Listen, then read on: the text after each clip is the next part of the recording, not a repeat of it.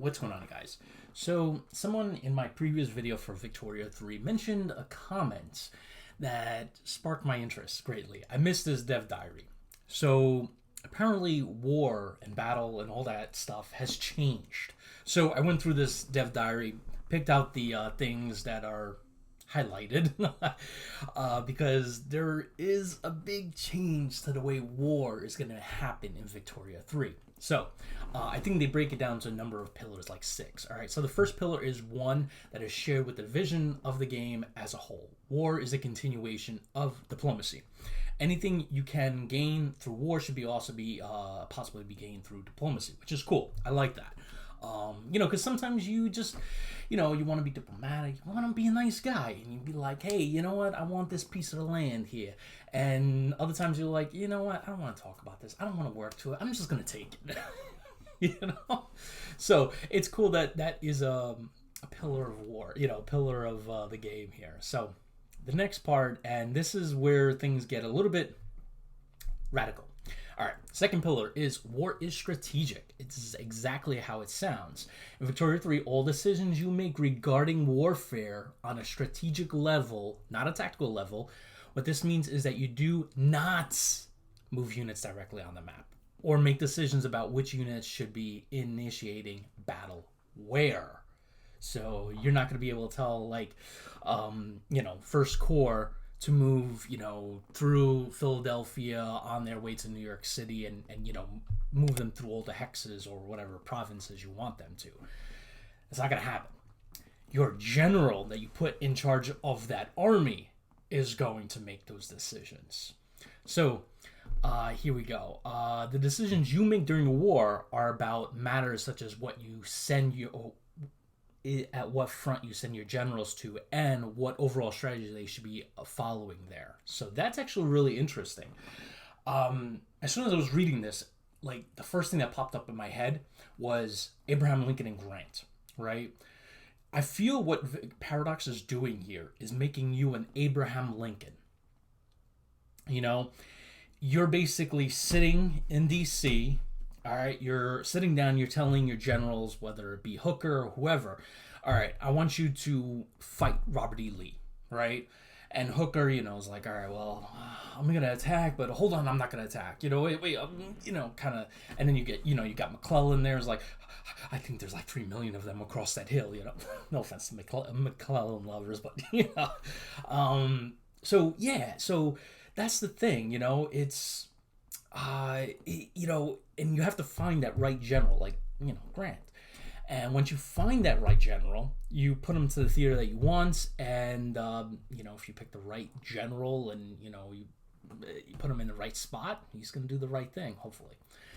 All right. So this is, as they were saying here, if this sounds like a radical departure from the norm in Paradox, that's because it is. I'll be talking more about the rationale at the end of the dev diary. All right, so the third pillar is war's costly. This is another thing I like. It's all about the cost of war. There's no such thing as a bloodless war in Victoria 3, which is good, just as the act of mobilizing your army will immediately start occurring casualties from accidents and disease, which, happens, as they were and remain the biggest killers of men during war, not battles. That's true, because Civil War... I think it was hundreds of thousands actually died from disease rather than combat. Soldiers and conscripts who died during the war leave behind children and widows and may eventually become dependents themselves as a result of injuries sustained during your quest for national glory. I like this. It's very realistic. It brings that realism right to the forefront. So I like that. That's really good. Fourth pillar is preparation is key. Ties everything to the second and third pillars. For example, have you promoted the most competent generals, or are you forced to promote an incompetent wastrel of public expedience? Have you invested in the best but very costly rifles for your soldier, or are you forced to fight at a technological disadvantage? This is all really important stuff, right? Because I'm assuming you're going to be kind of pressured to, put a general, commanding the army that is more... what's the word? Political, I'm assuming, you're going to put some politician from New York because, Maryland, so you can curry favor with politicians in Maryland so they don't flip over to Confederacy. Things like that. During the diplomatic play preceding the war, did you mobilize all your armies in time, eat the cost of men and materials, or did you hold off hoping for peaceful resolution? Did you choose to build an industrialized and arms industry large enough to cover your wartime needs? Whereas your army reliant on important import weapons that may be vulnerable to enemy shipping. And this is where it gets really sweet. All right, navies matter. This, I think, is amazing that they're focusing on this, because navies play a crucial role in waging economic warfare. As a country whose economy, or even worse, military goods supply, depends on trade, will be vulnerable to the actions of hostile navies. Think Anaconda Plan, right? This is very, very, very important, right? If you're the Confederacy, right, and if you're trading, back and forth with England, there's not a lot of realism there because, Union controlled the seas, So for them to add this in is a huge thing. Huge. I don't think Victoria 2 had that, correct me if I'm wrong, but I don't think it did. Or it wasn't a pivotal factor. I skipped that. All right, before that, I want to end the diary. The absence of units you move on the map and why we chose to go in this direction. Main reason is simply that Victoria 3 is a game primarily focused on economy, diplomacy, and politics. Yes, I would agree with that. Also industry a little bit. And we felt more of a strategic approach to warfare mechanics fit the game better than micro-intensive tactical maneuvering. We of course still want Victoria 3 to have interesting, meaningful warfare mechanics, but we want the player to be engaging on a higher level of decision making. I love that.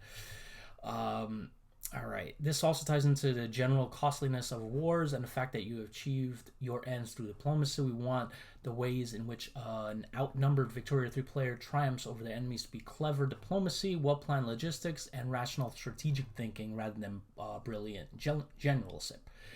And like I said, at the end of this, I was expecting to go in this being angry. I'll be honest. When I saw that thing, I'm like, what is he talking about? I can't move units.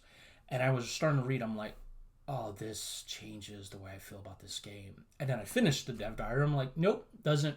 I'm actually very more interested in this game now after reading this. And the reason why is at the end of this, I feel like what they're trying to do is make you a Lincoln, an actual president, right? Because in essence, that's what you are in a way in this game, right? You are the senior level, executive. So you're not Grant, right? You're not Andrew Jackson. You are, well, maybe when he's president, but not as a commander, right? So it's not like Lincoln went with the Army of the Potomac. I mean, bear in mind, there were times that he went with the Army of the Potomac, but he was not in the field saying, move the 2nd Division over here, move the 3rd Division. Nor was Jefferson Davis, So this, I think, is pivotal. This is huge. And I think they're going the right direction with this. Now, I know some of you guys are going to be pissed off because, this is not what Victoria 1 was or Victoria 2 was. Yeah, you're right. And I'll be honest, when I started reading it, I was pissed. But I feel this is the right thing to do because it immerses me more into the actual role, what the game puts you in, which, again, chief executive. I think it's more important choosing the commander, right? And telling him what to accomplish is more important, right? Because there's a lot of times I played the Civil War in Victoria 2, and I'm moving armies. I'm like, oh, I forgot about industry. Oh, I forgot about diplomacy. Oh, I forgot about, you're not Lincoln in the field. I feel that they're going the right direction with this. Now, a lot of people will disagree, but I feel this is right for this game. Because this game is very different than Crusader Kings, Hearts of Iron, things like that. And just thinking about it, even with Hearts of Iron, right? You can move individual divisions, right? But if you notice through the last few DLCs, or even with Hearts of Iron 4, right? You're more of a Churchill, right? Where you're okay, I want the line to be formed this way. I want you to attack in this direction, and you're kind of pushed to that kind of commanding where, you set you make an army general and you say, all right, I want you to go in this direction, taking this objective, right? So I feel like Paradox is kind of, you know, modifying the games to fit the position that you are in that game. So, yeah, just finishing off, I love this. Paradox, you are going the right direction with this. I really love it. I cannot wait to get it. So that does it for this video, guys. I hope you enjoyed it. Catch you next. See you then.